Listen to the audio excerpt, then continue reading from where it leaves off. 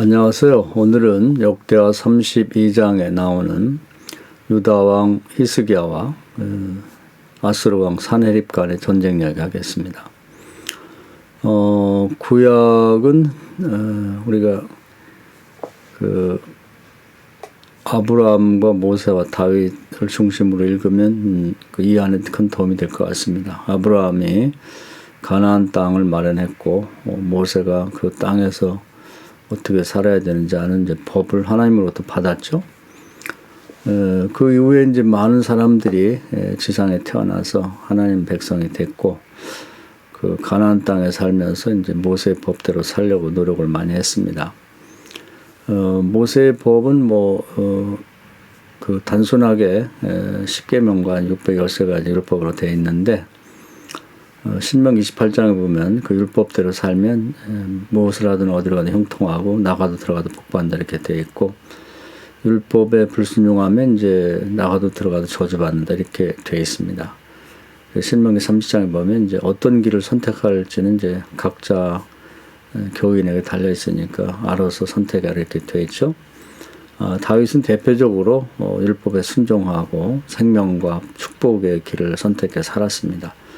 그를 위해서 여호수아 1장의 권면대로 이 성경 말씀 율법을 이제 복사해 놓고 주야를 묵상하면서 한 가지 한 가지를 이제 지켜 나갔죠. 거기에 더해서 이제 하나님 기뻐할 만한 이제 성전을 건축해 드리고, 또 찬송을 많이 작사 작곡해서 새 찬양을 불러드렸고, 또 제사를 하루에 24번씩 이제 36년간 드렸다. 이제 이렇게 하나님이 시키지 않았지만 기뻐할 만한 일을 선택해서 실행했죠. 그래서 하나님께서 구약의 수많은 사람들이 태어났다 죽었지만 이제 그 중에 가장 마음에 쏙 든다, 합한 자는 다윗이다 이렇게 말씀하셨습니다. 그래서 이제 구약을 대표하는 인물은 다윗으로 보면 되겠고요. 다른 이제 수많은 인물들이 이제 등장할 때 하나님은 다윗을 모델 삼아서 이제 거기에 비교해서 이제 평가를 내리셨죠. 그래서 열왕기 상하라든지 역대 상하에 나오는 이제 사람들에 대한 평가는 다윗이라고 하는 인물을 기준으로 평가했다. 그리고 그 평가서는 이제 하나님 나라에 아마 기록이 남아 있을 거고, 그것이 이제 세상에 공개됐다. 이렇게 보면 이해하기 쉬울 것 같습니다. 히스기야는 대표적으로 다윗을 그대로 닮은 인물로 평가를 받고 있습니다. 그래서 율법대로 사는 것은 물론이고 그건 기본이고, 이제 그 외에 성전을 보수했고, 또 제사를 다시 회복했고, 찬양을 많이 불러드렸고, 이제 절기를 회복하고, 이제 그렇게 해서 다윗과 거의 유사한 삶을 살았다 이렇게 볼 수가 있습니다. 그러면 우리가 예측할 수 있는 것은 다윗과 같이 살았으면 다윗과 같은 축복을 받을 것이다. 이것이 이제 우리가 갖는 믿음이죠.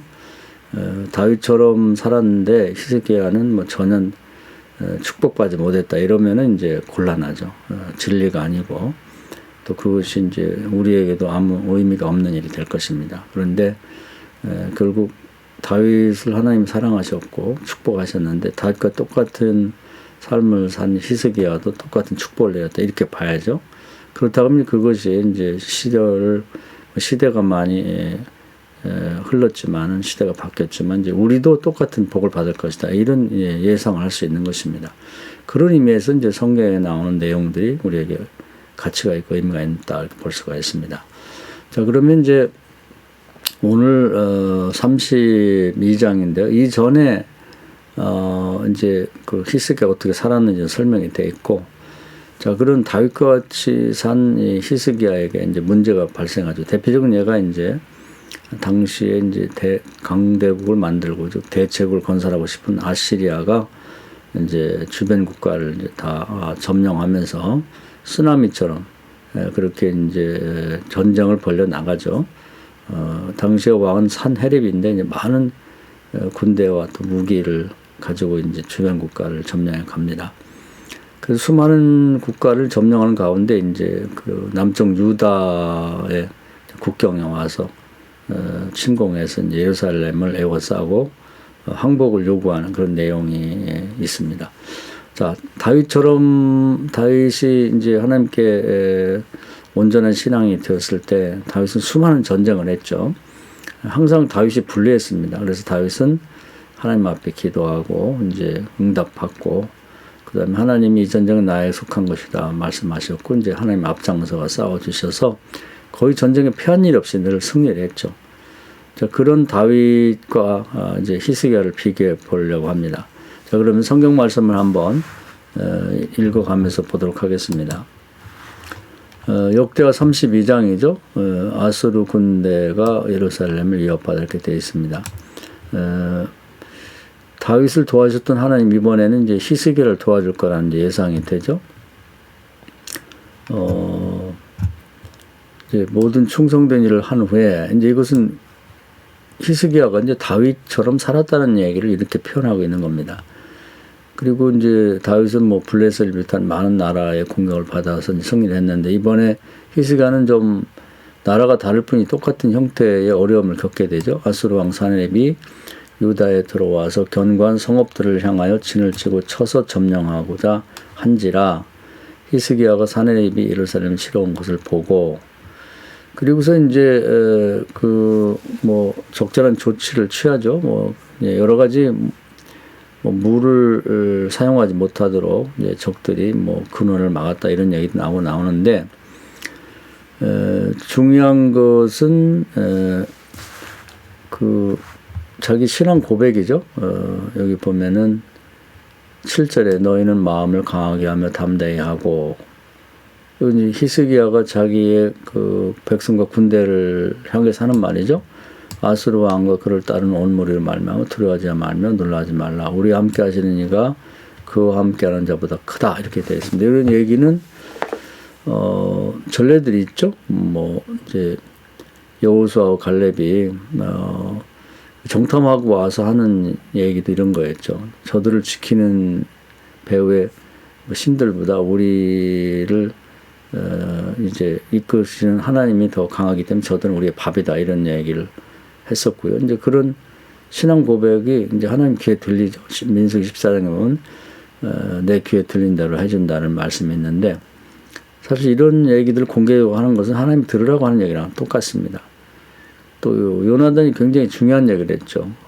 전쟁에서 불리한 상황에 있을 때 전쟁의 승패는 군대에 많고 적음이 있는 게 아니다. 하나님의 도움 받느냐 못 받느냐에 달렸다. 이런 고백을 해서 승리한 일이 있고요. 다윗 역시 골리앗을 향해 나갈 때 너는 칼과 단창을 가지고 나오지만 나는 여호와 이름으로 나에게 나간다.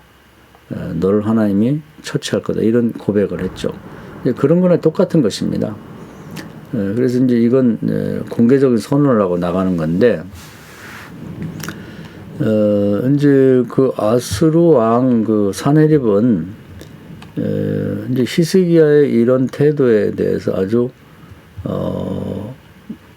무시하고 멸시하는 그런 생각을 갖고 있고 또 말도 하게 됩니다.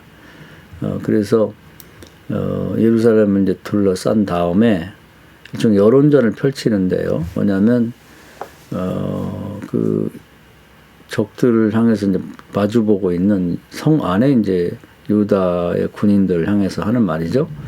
히스기야에게 속지 마라. 그러면서 이제 뭐 세상적으로 논리 정하는 얘기를 합니다. 뭔 얘기냐면 우리가 그동안 수많은 전쟁을 하면서 여기까지 왔다. 너네 그 유다 나라보다 훨씬 큰 나라들도 자기들이 믿는 그 신들이 다 있었고 또 군인들과 왕이 있었는데 결국 우리가 다 이기고 왔다. 그들의 신을 우리의 신이 이겼고 그들의 왕을 우리가 이겼고 또 군대를 이기고 왔는데 그들보다 훨씬 작은 조그만 나라, 뭐 사실 작죠. 남북이 통일돼 있어도 작은 나라인데 뭐 북쪽 이스라엘 10지파가 있고 지금 남쪽은 한 2지파 정도만 있는 조그만 곳이니까 너희들은 싸워봤자 우리하고 상대가 안 된다. 그렇기 때문에 히스기야의 말을 듣지 말고 항복하고 나와라. 그럼 너희들 항복하고 나오는 사람들은 우리가 좋게 대하겠다. 이제 11개 보면 좀 더 자세히 나와 있습니다. 그러나 항복하지 않고 버티는 자들은 너희들과 너희 가족들을 다 진멸시키겠다. 이런 요구를 합니다. 그래서 이제 그 내용을 보면 이제 한번 볼까요? 15절부터 그런즉 이와 같이 너희는 히스기야에게 속지 말라. 게임을 받지 말라. 그를 믿지도 말라. 어떤 백성이 어떤 나라의 신도 등이 자기 백성을 나의 손과 나의 조상들의 손에서 건져내지 못하였나니 하물며 너희 하나님이 너희를 내 손에서 건지겠느냐 하였더라. 그래서 사네립의 신하들도 더욱 여호와 하나님과 그의 종 히스기야를 비방하였으며, 또 사네립이 편지를 써서 보내 이스라엘 하나님 여호와를 욕하고 비방하여 이르기를 모든 나라의 신들이 그들이 백성을 내 손에서 구원하여 내지 못한 것 같이 히스기야의 신도 그 백성을 내 손에서 구원하지 못하리라. 이렇게 하면서 이제 백성들을 유혹하고 이제 하나님을 이제 모욕하는 이런 행동을 하고 있습니다. 이럴 때 이제 히스기야 왕이 이제 당시 활동하던 이사야와 더불어 하나님께 부르짖어 기도하는데, 그때 이제 이들이 가진 믿음은 어떤 거였냐면은 이제 19절에 나오죠. 그들이 예루살렘의 하나님을 비방하기를 사람의 손으로 지은 세상 사람이 신들을 비방하더라. 이게 잘못됐다는 것이죠. 그러니까 막무가내 신앙이 아니고 이 점에 대해서 히스기야와 이사야는 분명한 신앙을 갖고 있었습니다. 그것은 아수르 왕인 사네립이 하는 얘기가 다른 나라에게는 맞다는 거죠. 왜냐하면 사네립이 믿는 신도 사람이 만든 그냥 무상에 불과하고, 또 사네립이 그동안 정복해온 나라들이 믿는 신도 똑같이 사람이 만든 우상에 불과하다는 거죠. 그러나 지금 유다가 믿고 있는 신은 그들의 신과 다른 천지를 창조한 전능하신 하나님인데, 그런 여호와 하나님과 그들을 비교하는 건 옳지 않다는 것입니다. 그래서 살아계신 하나님 앞에 이제 이런 내용들을 신앙 고백하면서 또 백성들에도 이런 신앙을 기초해서 선포하면서 이제 기도하는 것이죠. 그랬더니 이제 응답이 왔습니다. 다윗이 온전한 신앙생활을 했을 때 마음의 합한 자라고 하면서 도와줬던 하나님이 이번에는 다윗과 똑같은 신앙생활을 한 히스기야를 동일한 방식 도와주는 거죠. 21절에 이제 드디어 응답이 왔습니다. 여호와께서 한 천사를 보내어 아수르 왕이 진행한 모든 큰 용사와 대장과 지휘관들을 멸하신지라. 여호수아 5장에 보면 이제 하나님이 군대 장관 천사를 보내서 여리고성을 무너뜨리죠. 그때 뭐 하나님의 군대 장관이 올 때 혼자 오는 게 아니지, 눈에 보이지 않지만 이제 마하나임이라고 하는 하나님의 군대를 같이 거느리고 온다, 이렇게 보면 됩니다. 그래서 이제 11개 보면 이때 하루 저녁에 눈에 보이지 않고 뭐 유다 군대들은 움직이도 않았지만 하나님의 군대가 보이지 않는 가운데 이제 18만 5천 명의 아수르 군대를 전멸시켰다. 다 송장이 되게 만들어 이렇게 돼 있습니다. 아수르 왕이 이제 사네립이 기고만장하다 다음날 일어나서 보니까 그리고 뭐 집단이 쓰러지더니 완전히 그냥 자기 군대가 송장으로 변해있으니까 아마 엄청 충격을 받았을 겁니다. 그래서 결국은 뭐 걸음만 날살려라 자기 나라로 도망치죠. 아수르 왕이 낯이 뜨고 그의 고국으로 돌아갔더니, 그래서 이제 자기도 뭐 이해할 수 없죠. 이게 도대체 질 수 없는 전쟁이고 이 하룻밤에 무슨 전염병이 도는 것도 아니고 어떻게 이럴 수가 있나. 뭐 자기 경험해보지 않은 거죠. 우상을 섬기던 자가 하나님의 전능하신 그런 기적을 뭐 경험할 일이 없기 때문에 이제 깜짝 놀랐을 겁니다. 그래서 그의 신의 전으로 신전에 들어가서 이제 나름대로 왜 다른 나라의 신들을 이기고 나라의 왕들을 이겼던 자기 군대가 왜 조그만 유다 나라의 여호와의 신을 이기지 못했는가, 뭐 그런 걸 따지면서 기도했겠죠. 그때 이제 그의 몸에서 난 자들이 거기서 칼로 죽였더라. 가장 비참한 죽음을 죽었죠. 자기가 낳은 자식들이 아마 이 기회를 틈타서 아버지의 왕위를 찬탈하기 위해서 이제 죽인 것 같습니다. 그래서 결국 이제 그 사네립이 교만하고 오만하다가 죽임을 당했는데, 이제 다윗이 그동안 전쟁했을 때마다 이제 도움받았던 것 똑같은 형태의 도움을 히스기야가 받았다 이렇게 볼 수가 있는 것입니다. 또 그 외에 많은 전쟁이 또 있을 수 있지만 동일한 방법으로 하나님의 도움을 받는다 이렇게 볼 수가 있죠. 20절은 이와 같이 여호와께서 히스기야와 예루살렘 주민을 아수르 왕 사나리베의 손과 모든 적국의 손에서 구원하여 내사 사면으로 보호하시매. 이렇게 보호받는 이유가 그냥 된 게 아니고 이제 이전에 히스기야가 다윗과 같은 신앙생활을 했기 때문에 이런 보호가 있었다고 보는 것이죠.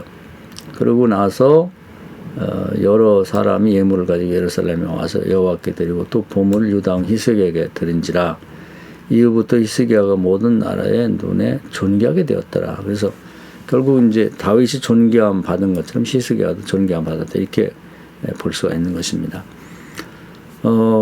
우리 신앙생활이 이제 자칫 잘못하면 이제 지식과 이론에 치우쳐 가지고 마치 그 비유를 든다면 무슨 소재와 부품 중심의 신앙생활이 되기 쉽죠. 근데 그것이 다 모아져서 하나 인격을 가진 사람이 돼야 되는데 가전제품으로 말하면 이제 뭐 냉장고나 무슨 선풍기나 그것이 이제 작동이 되고 쓸 수가 있는 어떤 형태를 온전히 갖추어야 쓸모가 있는데 신앙생활도 그냥 개념적 지식적인 것만 흩어져서 기억하고 있는 것 같고는 안 돼. 그것이 모아졌을 때 하나의 인격이 됐을 때 다윗과 같은 사람이 된다. 이렇게 봐야 되겠습니다. 그래서 예수님도 어떤 지식과 그 다음에 정보 중심의 신앙생활이 아니라 그것이 다 모아졌을 때 예수님 자신의 모습이 된다고 말씀하시고 이제 그랬을 때 나를 배우고 따르라 본받으라.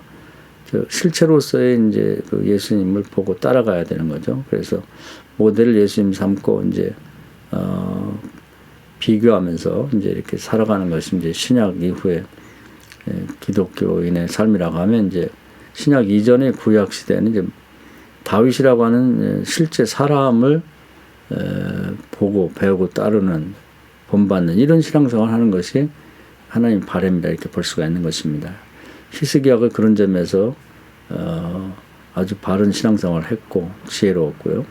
그리고 다윗과 같이 신앙생활을 하더니 다윗과 같은 하나님의 도움과 축복을 받았다 이렇게 볼 수가 있습니다. 우리의 신앙생활은 구약을 읽으면서 과연 하나님 말씀에 다 지켜 순종하는지 또 하나님 기뻐할 만한 세 가지를 우리가 같이 중요하게 생각하고 동참하고 있는지를 생각해 보면 우리가 바라는 바 형통의 삶 또 하나님의 보호를 받는 그 세상에 존귀하게 되는 이제 축복을 누릴 수 있을 거라 생각이 됩니다. 이 말씀 은혜가 되기를 바랍니다. 감사합니다.